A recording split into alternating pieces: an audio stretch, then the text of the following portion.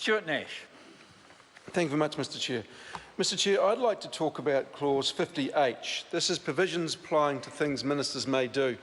And Mr Twyford made a very good point in when he said that basically how people judge us is their perception of how we do things.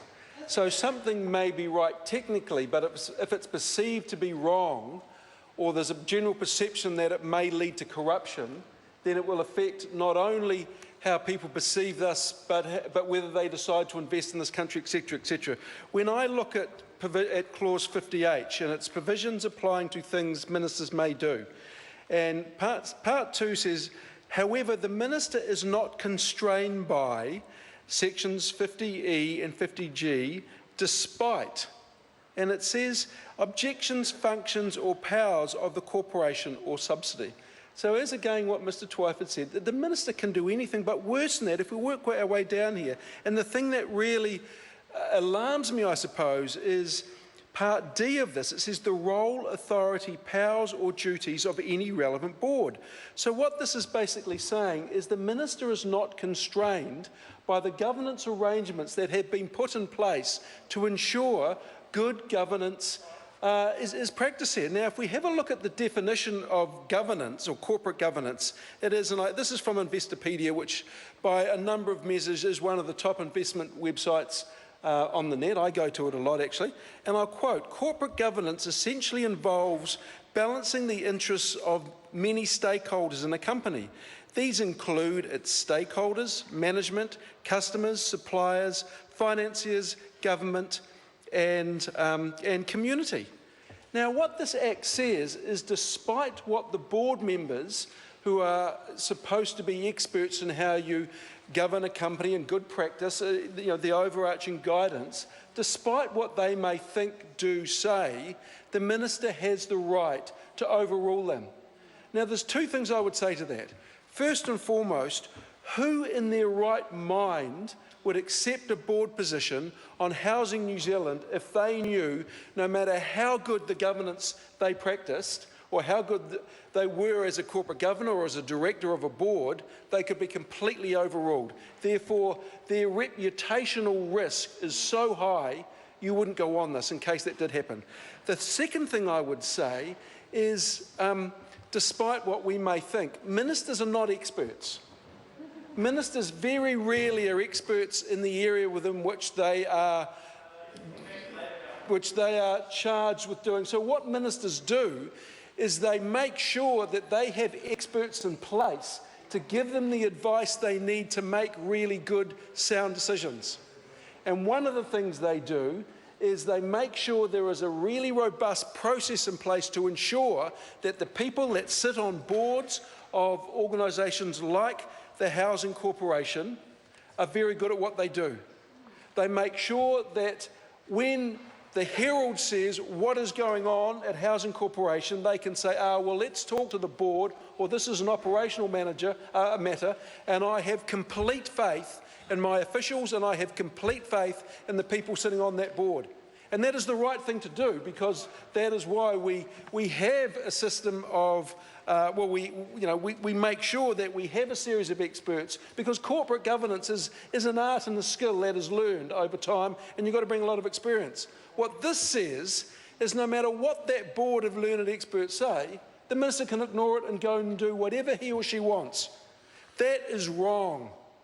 But the perception that that sends is almost as damaging as what the minister could him or herself do.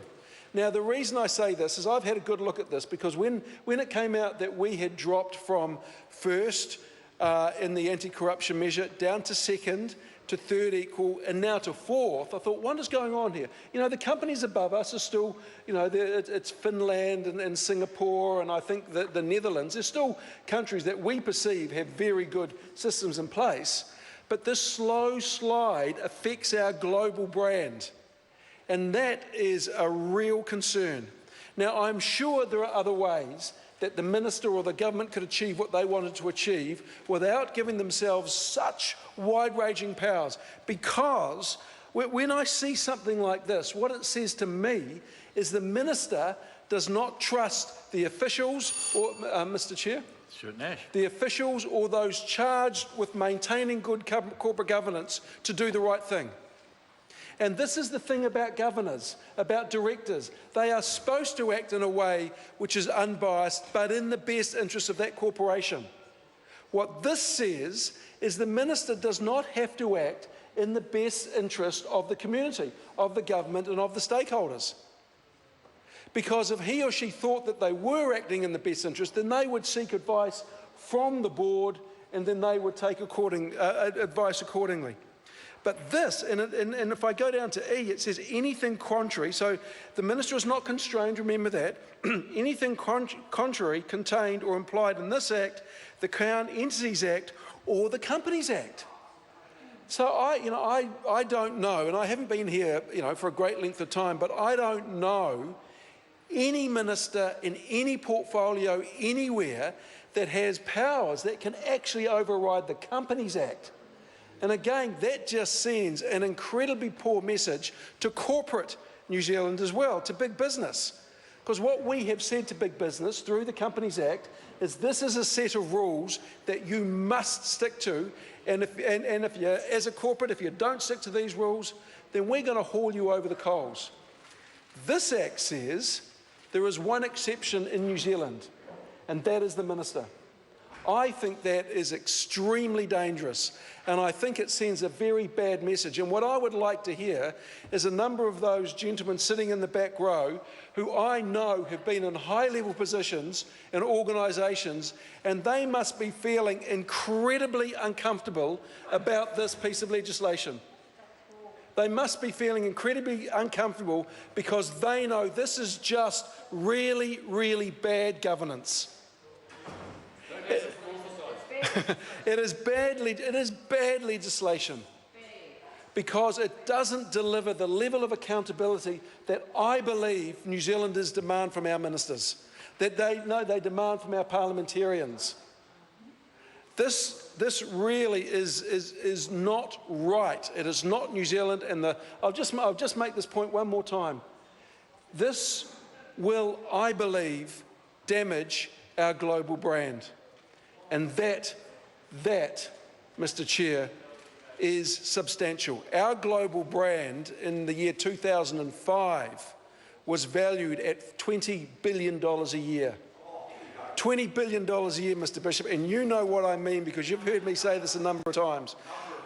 One of the few things we have to take to the world is a fantastic global brand. We start diminishing it by giving ministers unfettered powers to override boards and override acts, then we will diminish it. And I would bet I'll bet $10 that when this goes through, in that next, it's just a figure, it's just showing that I value, that I believe that in the next corruption index, because of 50H in this piece of legislation, we will be down to number 5.